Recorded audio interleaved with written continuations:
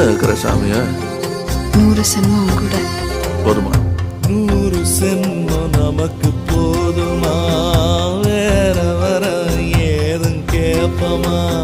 சகாவரம் கேப்போம் அந்த சாமிய